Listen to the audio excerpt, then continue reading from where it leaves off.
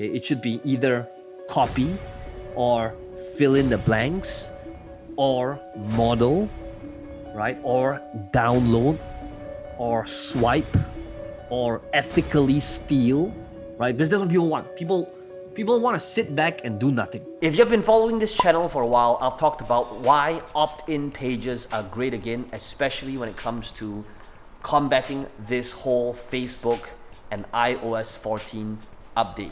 So today in this video, I'm going to be showing you exactly how do you craft and create a winning opt-in funnel by literally just modeling, swiping, and copying my exact funnel, copy as well as the entire page, the layout, all of it. And by the end of this video, after I deconstruct the exact thought process, the strategy of how I create the copy, you'll be able to model and utilize it for yourself regardless of what market or industry you might be in. So let's begin, and let me take you behind the scenes to this coaching call, and let's start right away.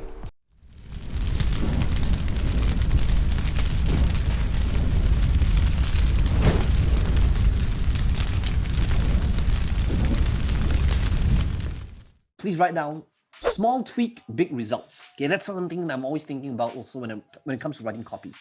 How can I show them that if they did this small thing, this tiny itsy bitsy thing? Today's session is going to be based upon this topic that I have been talking about quite a bit in recent weeks and months. And basically what that is on helping you guys pivot and to be able to get an unfair advantage, especially with this whole iOS 14 update. You know, it's been our theme for many weeks, and the reason why it's a big deal, it's because it's going to directly affect your ad cost as well as your profitability, and it would be the potentially one factor that actually determines whether your entire campaign is actually profitable or not. So during this session here today, my goal and the objective is to first of all show you some numbers that we have experienced over the last week, to first of all give you the why and the incentive to understand why this is crucial. And then after that, we'll go do it together. Hopefully by the end of today's session, my goal is to help you decrease your ad cost even further and to increase your return on ad spend. What is today's implementation hour all about?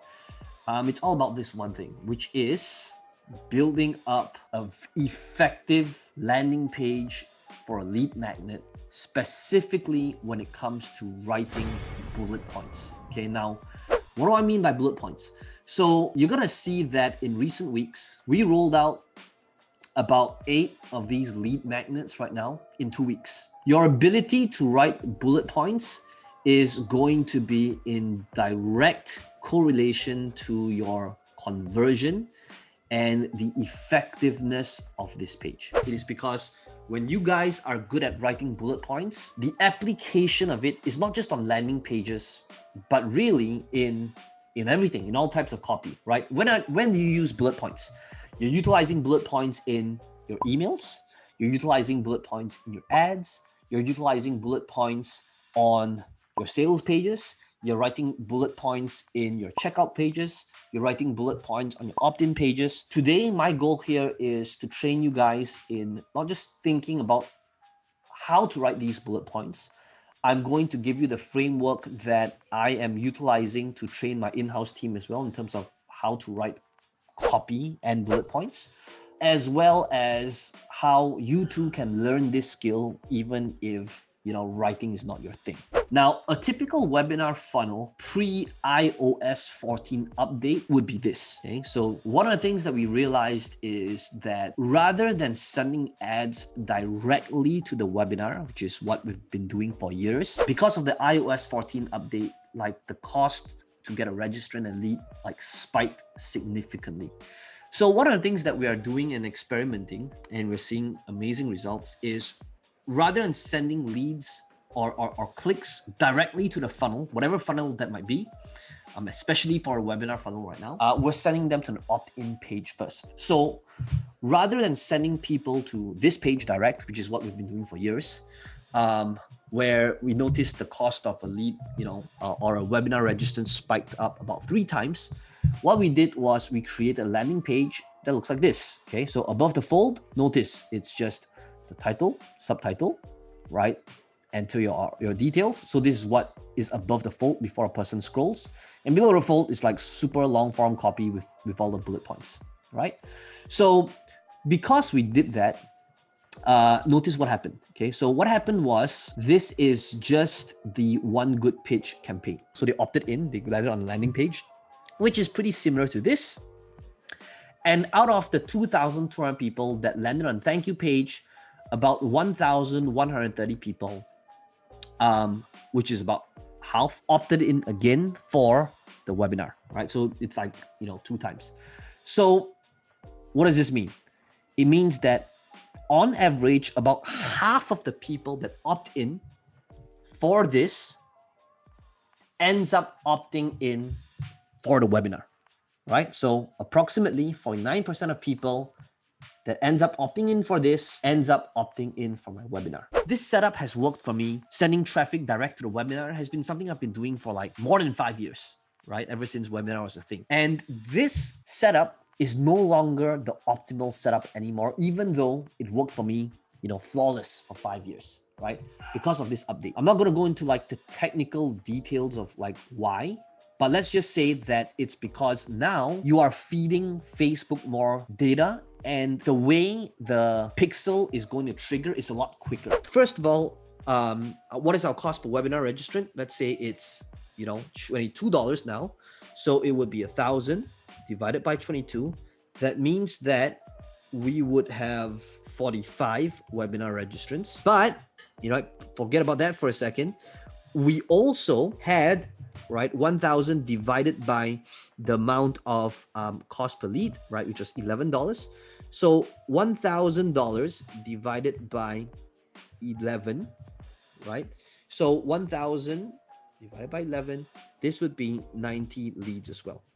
Okay, so effectively, we didn't just decrease our ad cost by half, we also doubled our list size that we would have gotten as a result of that. So if you think about that, I mean, obviously, the lead might not be as targeted or serious as a webinar registrant, but ultimately, it's, if you take all of that into account, it's like, you decrease by half, right?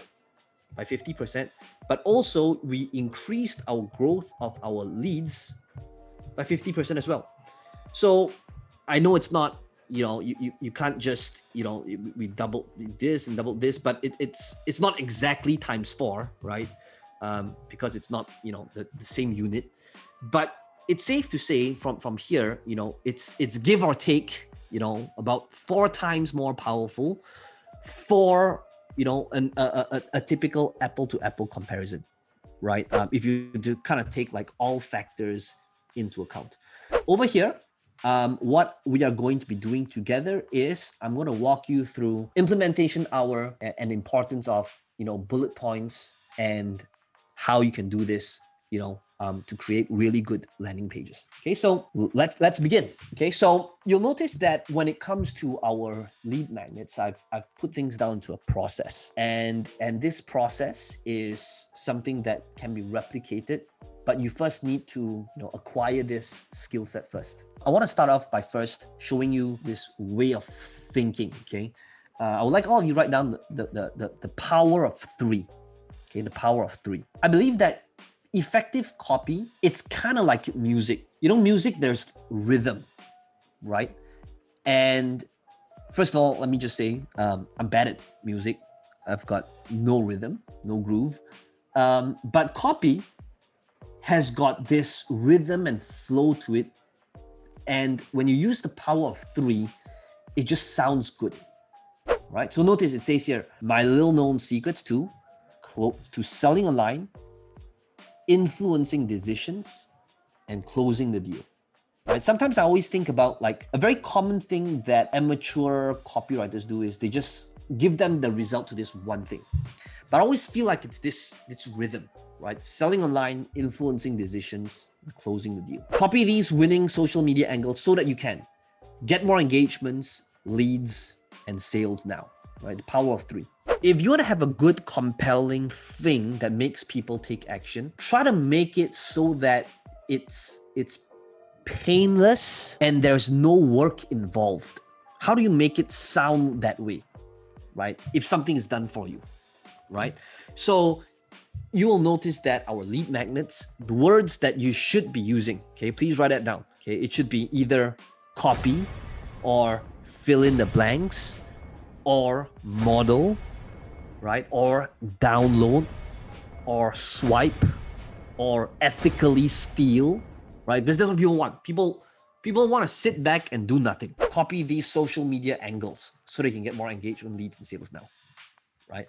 Copy my little known secrets to selling online, right? This would be winning moves that you can launch, sell out, and close high ticket clients, right? Using virtual events. Okay, so this would be like the subtitle. Okay, but I want to make this, really focused on bullet points. Okay, so this is just, the title and subtitle.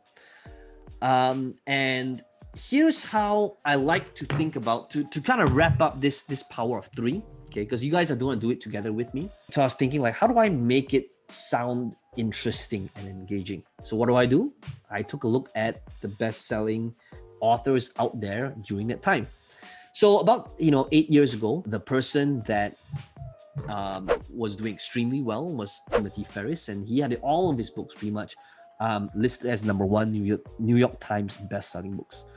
And I noticed like this pattern. Take a look at this next one, the 4-Hour Chef.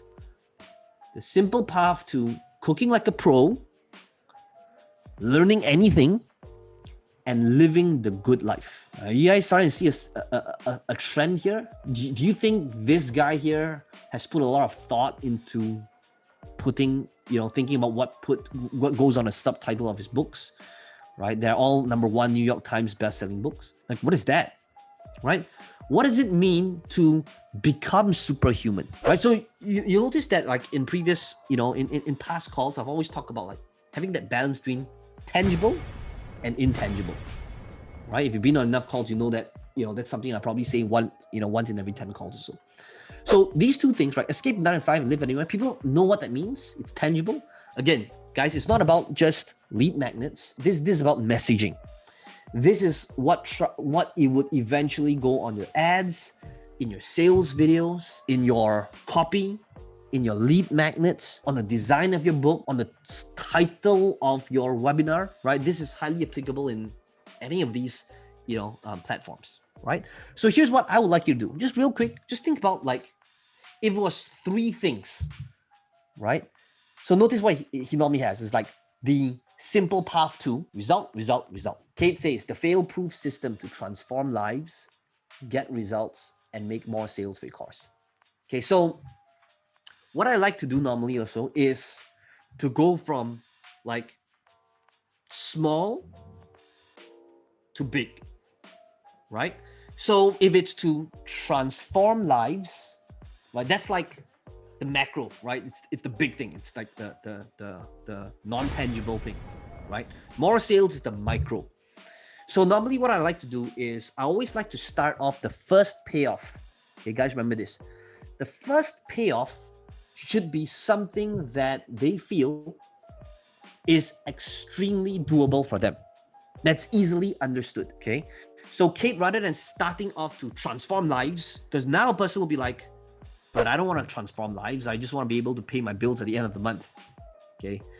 So it's got to start off with micro, and it kind of expands. Okay, so anyway, we spent quite a bit of time on the title and subtitle. So let's move on to bullet points. Okay, so let's talk about how do we create copy for bullet points and how does it work. Now, what I normally like to do at the start of my bullet points, in the first 1 to 3 bullet points, is usually to give them the bird's eye view of the thing that they're getting.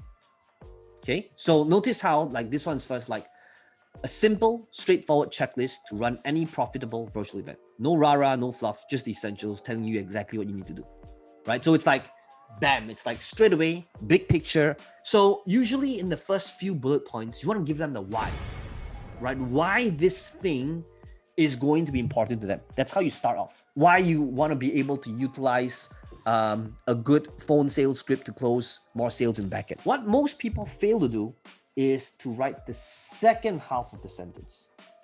And the second half of the sentence is, it could be many different things, right? It could be the thing that they hate doing. So you notice that it's very common in the first few paragraphs, okay, in the first one, okay, so for this one. In fact, this should be moved to first. Like, so it's like why one good pitch is all you need to crush it online, and why you're probably losing a lot of money if you haven't adopted this yet. Right, so this is like the second part of the question, the second part of the equation. But most of the time when I write bullet points, there's always the first half, and then there's the second half. And the second half is usually like the hook. It's like to tease them. The second half is like to use to answer objections. So Michelle says, the exact materials I use for those brush calligraphy pieces that you see on our social media, and the reason why we love them. You can save time and money on trial and error. Okay, cool. Okay, so big picture. What I would like to do is to be able to give the benefit to this, right? So it's like, for us, it's like behind the scenes to why we do what we do, and there's many different reasons. If we can, right, if it was like the exact materials we use for those brush calligraphy pieces, that, world-class artist utilizes without paying premium. For a bullet point, we usually can't have a bullet point to be a little bit too long, okay? Because this is, remember, when it's in the copy on a page that looks like this, this is like all the space that you can have, right? It's like, 1 to 2 sentences tops.